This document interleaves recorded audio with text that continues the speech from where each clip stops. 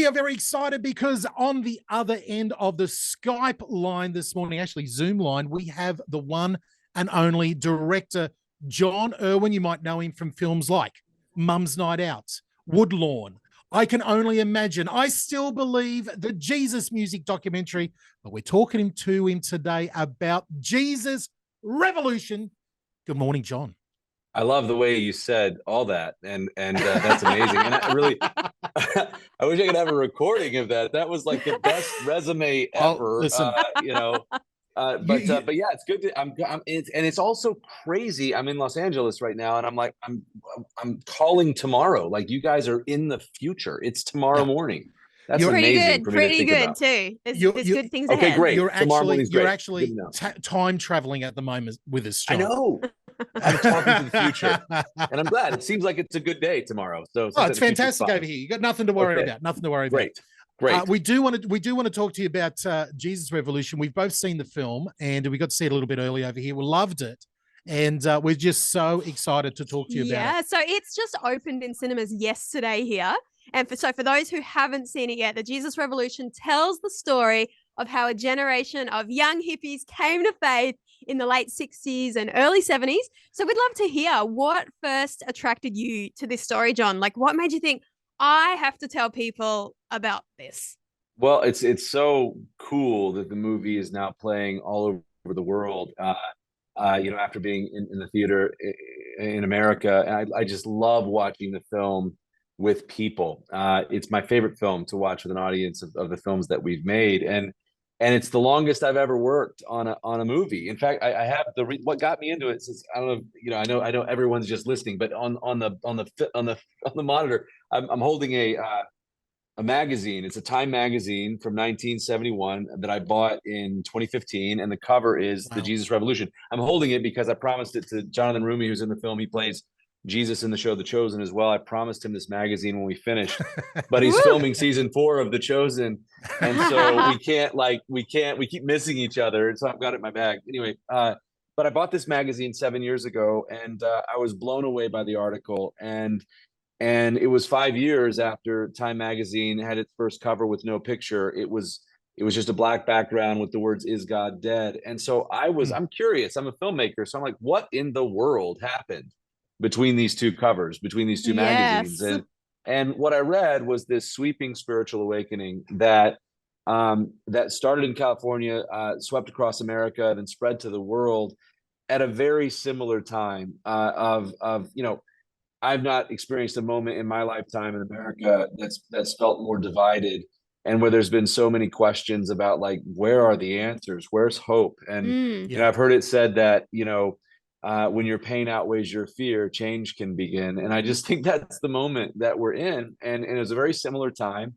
And that's when God broke through, and in the most unlikely place, which was among the hippies who weren't really even allowed to go to church at the time. Yeah. Yes, I loved that. And so it was a fun story. It was a funny story. And there was a lot of natural heart and humor. And, we're entertainers first. And my first goal is to give you a great experience in a theater and make you laugh and cry. But I just think that, you see this movie and you come out saying, it's a true story. If it happened to them, maybe it can happen to me. If it happened then, maybe it can happen now. I love it. I know you're right across, having made the Jesus music documentary as well. I know you're right across Christian music. We're going to jump into a break. Give us a song that we need to play for you this morning. I would say anything by For King and Country. I love those guys. I love that band. They're amazing. I know you're just saying that because there's a connection, right? That's what should be the played. Aussie-American connection. That's the Aussie connection, but that's an amazing band. All right, here we go. For director Jon Erwin, let's have a listen to some For King and Country here on Rise and Shine. For King and Country, requested on this Friday for Mr. Jon Erwin, the director of Jesus Revolution. We've got him on the Zoom line all the way from LA this morning. Now, Jon, a question that I'm dying to ask is, working with your brother, I know your brother Andrew is very, very, tight. You guys have directed movies together, and there seems to be these legendary brother connections in Hollywood. Like, I think what is it about that? Like, you just played For King and Country. That's the Smallbone brothers. There you go. I think you have to have a brother. You know, I'm thinking of the Coen brothers. Some of my favorite films made by them. I'm thinking of the Russo brothers in the Marvel universe and on TV. And I'm thinking, I don't know if I'm allowed to say this in 2023. The Wachowski brothers. I don't know if I'm allowed to say that anymore. But they made the Matrix. They were that. So what's the deal with working with your brother? I think first of all, Andy and I have worked together since I was 15 and he was 18. When my dad, I lied about my age to work for ESPN. I'm not saying anyone should do that. Somebody got sick, and then my dad helped us buy a camera, and helped us get a loan for $10,000. Also, something you shouldn't do for a 15-year-old. Anyway, but we just started making stuff, and we started making it together. And I like to start things. He likes to finish things. And perfect. We love to work together, and I just think there's something magic about collaborating in general, and I love making stuff with people. And that's one of the great things about movies is you're working with so many people towards a common vision.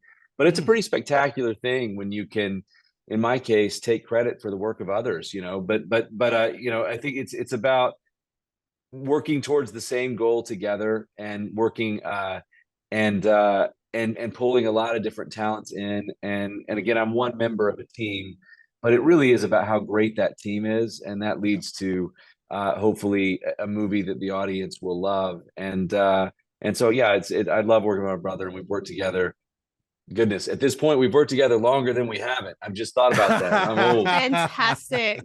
Now, we're running out of time very, very quickly here, and we've got to let you go. I know you've got a whole bunch of interviews booked up, but you mentioned Jonathan Roumie, the man who is in the film. We all know him as Jesus from The Chosen. We need to know, you've worked with him very closely on the set. Everybody looks at Jonathan Roumie as this larger than life. He lives up on a holy mountain and comes down to us mere mortals. You need to give us some dirt.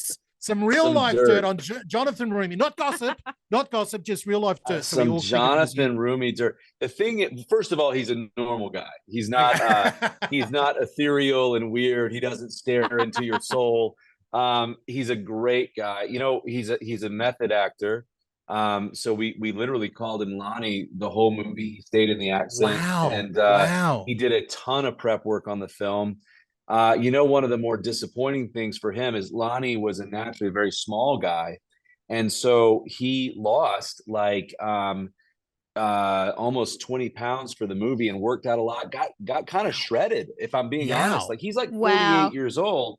And so we were doing the baptisms in the movie, and I was calling Dallas. I'm like, man, if you need to do any flashbacks to Jesus in the wilderness or, shirtless Jesus scenes, Jonathan's looking really good right now. And that didn't happen. But anyway, some Chosen fans were there, and they took pictures of him because he was baptizing shirtless. And there were these memes that were like living water, a new Jonathan Roumie fragrance, and stuff like that. But I'll say this, he's one of truly, he is as dedicated to his faith as he is to his craft. He's one of the greatest people that I've had the privilege to know. I consider him just a true friend. And it's great to see. A lot of times you can get people that are very serious about their faith, but maybe not as serious about their job or their craft. He has an almost Daniel Day-Lewis level of intensity and focus on his craft. And he's just that good. And it was interesting because Kelsey Grammer, he's gone, he's Frasier. He can do Frasier and Macbeth. So that's range as an actor. And to see the two of them going at it in every scene they're in together, it was like watching a tennis match on set. It was amazing. And no, he's Jonathan's the real deal. And having watched The Chosen, though, I still can't get his voice out of my head when I read the Bible. It's a problem. No. Yes. No. But, well, listen, but he's great. We got to go, John. One last thing. What's next for you and your brother? What's on the to-do pile here? Well, there's a film called Ordinary Angels with Hilary Swank. That's a wonderful story about an entire city rallying together to save the life of one little girl. And it's Hilary and Alan, who plays Reacher on Amazon Prime, strong believer. And that movie comes out in America in October. It's great. John Gunn, my co-writer on many of these films, directed it. He also directed Case for Christ. And so that is the next film for Kingdom Story Company. And there's much more to follow. And what I love is, we have this thing, we say your movie ticket is your vote. And these days, especially, with all the disruption of COVID, movie studios, they greenlight whatever works. And so the thing that I love about these movies, shocking the industry, is it gives us so many opportunities to make more of them and to spend more on them and to make them bigger and bigger so that hopefully they can be seen by more and more people. And so I think we're at the beginning of this journey, not the end. I love it. Well, our hope and prayers are with you. We are massive fans of Jesus Revolution. We're looking forward to one of these days having you over here in Australia. I think this should have been done in person. I'm going to call my publicist and be like, yes, why am I not there? Because next time they're going to have to send me over. I love it. No more time travel. Let's get this happening in person. I like talking to the future, but I'd much rather be in it. So all right, bless you, brother. We can't wait to see the impact of the movie too. Thank you so much. I love it that it's playing around the world. We have this thing that we say, pain is temporary, film is forever. And to see it roll out all over the world now because of its success in America is a dream come true. And I'm grateful. So I hope you enjoy the movie in theaters. I'm so glad it opened. All right. God bless you guys. Take care.